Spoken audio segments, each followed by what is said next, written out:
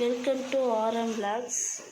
வாங்க இன்றைக்கி நேந்திரங்காய் சிப்ஸ் செய்யலாம். அதுக்கு நேந்திரங்காய் தோல் உரித்து எடுத்து வச்சுருக்கோம்.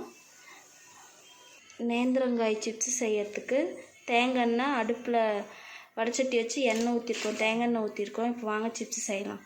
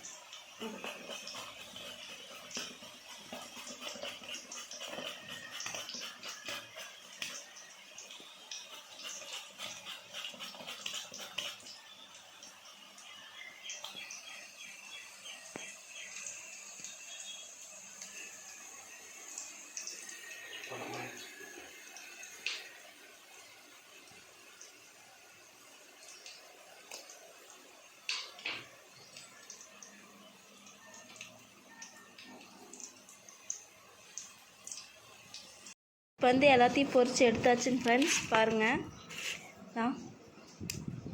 இப்படி ஆயிடுச்சு. இது டீ டைம், எல்லோரும் டீ வச்சு இது ஸ்நாக்ஸாக சாப்பிட்டுக்கலாம்.